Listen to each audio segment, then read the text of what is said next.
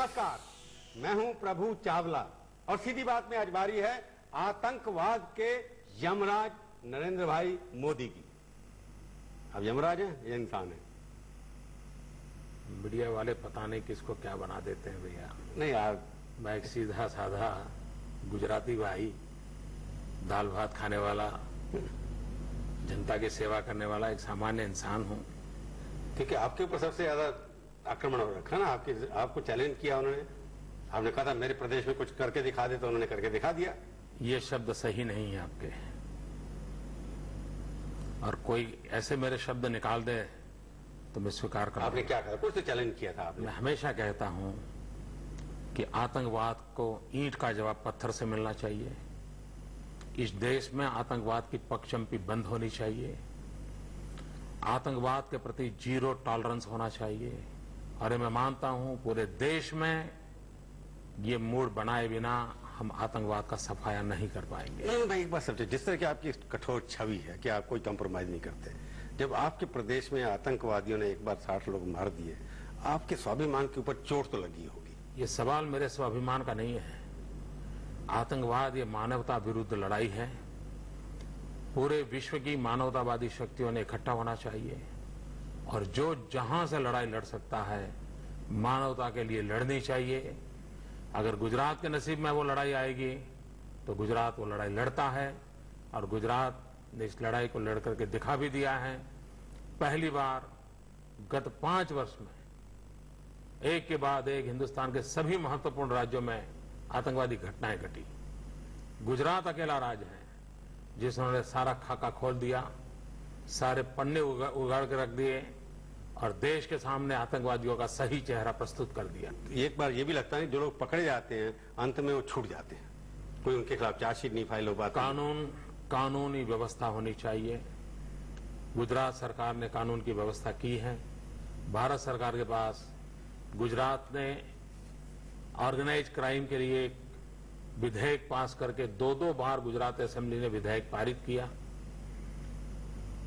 दिल्ली सरकार को भेजा, अभी तक उसका जवाब नहीं। भारत सरकार न उसको मंजूर करती है न उसको रिजेक्ट करती है। वो फाइल दबा करके बैठ गए हैं। और देश का दुर्भाग्य देखिए कि ऐसा ही कानून महाराष्ट्र में है। गुजरात से 50 किलोमीटर की दूरी पर अगर महाराष्ट्र में कोई बम धमाका करेगा तो उसके लिए पुलिस के पास बढ़िया कानून है, प्रयोग तो नहीं कर रहे हो। लेकिन गुजरात के अंदर होगा तो गुजरात के पास कानून नहीं है। कोई देश ऐसा नहीं हो सकता कि एक राज्य के पास कानून हो लेकिन दूसरे राज्य को कानून न करने दिया जाए। ये वोट बैंक की राजनीति सबसे बड़ी समस्या है। नहीं, आप वोट बैंक की राजनीति क्या नाम से उसके ऊपर बाद में आऊंगा, पर ये सवाल है कि कानून की बात आप बार बार कर रहे हैं। अभी आपने थोड़ी देर पहले कहा कि गुजरात राज्य की सरकार ने, पुलिस ने दिखा दिया कि जो कुछ 5 राज्यों में हुआ उसके पीछे जो लोग थे उनको आपने भंडाफोड़ किया उनका, उसने किसी कानून की जरूरत तो पड़ी नहीं आपको। आखिरकार कानून की जरूरत क्यों पड़ती है? बार बार इस कानून की बात कर रहे हैं। पहली बात है कानून चाहिए सजा दिलाने के लिए, कानून चाहिए स्पेशल कोर्ट को बनाने के लिए, कानून चाहिए अधिक इन्वेस्टिगेशन के लिए, इंट्रोगेशन के लिए। आप कभी भी 19वीं शताब्दी के कानून लेकर के 21वीं शताब्दी के हाईटेक टेररिस्टों को साथ लड़ाई नहीं लड़ सकते हैं। और इसलिए पुलिस के हाथ में एक जमाना था पुलिस के पास ऑर्डिनरी 303 राइफल थी। आज आपने पुलिस को AK-47 राइफल तो दे दी, लेकिन आप पुलिस के हाथ में कलम में ताकत नहीं देते हैं। एक सेंटेंस में बताइए ऐसी कौन सी कमी है जो आज के जो कानून है उसके अंतर्गत आप आतंकवाद का सामना नहीं कर सकते? आप मुझे बताइए कि आतंकवादी बम छोड़ के गया, आप उसको कहेंगे कि भाई आई विटनेस चाहिए। आई विटनेस कहां से लाओगे? आप इंट्रोगेशन करते हो, उसमें जो बताता है उसको सबूत मानना चाहिए। आप टेलीफोन टैप करते हो, टेलीफोन टॉक को सबूत मानना चाहिए, एविडेंस मानना चाहिए। ये कानूनों में व्यवस्था दुनिया ने आपको मतलब कन्फेशन को दुनिया ने इस बात को स्वीकार किया है। दूसरा एक भ्रम फैलाया जाता है कि कानून होता है तो भी घटनाएं घटती है। ये मुझे आश्चर्य होता है कि हमारे वोट बैंक के खिलाड़ी ये कैसी बातें कर रहे हैं। आप मुझे बताइए, अगर हत्या करते हैं तो 302 का कानून है, लेकिन अब हत्याएं तो हो रही हैं। हो रही है। क्या 302 का कानून निकाल दोगे क्या? ट्रेन के अंदर बिना टिकट जाना गुनाह है, फिर भी जाते हैं लोग। फिर भी लोग जाते हैं। तो क्या लालू प्रसाद ट्रेन में बिना टिकट जाना गुनाह है, ये कानून निकाल देंगे क्या? ये कैसी मजाकिया बातें हो रही है। नहीं, वो वोट और बैंक, आपने जो कहा वोट बैंक, इससे आतंकवादियों का मनोबल बढ़ता है, इससे आतंकवादियों की खुराफत बढ़ती है और उनको मदद करने वालों की भी हिम्मत आ जाती मोदी, है। आप एक नरेंद्र भाई, एक बात, जो आपके विरोधी हैं और बहुत सारे हैं, आपकी पार्टी में भी हैं, बाहर तो बहुत ज्यादा हैं, सवाल यह है कि जिस तरह की आपकी छवि कठोर हैं आप, कानून का दुरुपयोग जो होता है, कानून बनना चाहिए पूरे समुदाय के लिए, हिंदू या मुसलमान के लिए तो कानून नहीं होता ना, कानून सबके लिए होता है, सबके बराबर होता है। सबके बराबर होता है। अब जब लोग छूट जाते हैं, कानून- फेक एनकाउंटर आपके यहाँ जैसे सुप्रीम कोर्ट में केस चल रहे हैं कि लोगों को मार दिया आपने उठा करके, आपके पुलिस ऑफिसर पकड़े गए, ये भी तो एक कानून की जो वर्दी का दुरुपयोग हुआ, कानून है तब होता है ना, हुआ ना मिसयूज। कानून है, विश्वास नहीं होता आपने। नहीं, कानून है तभी तो हुआ ना।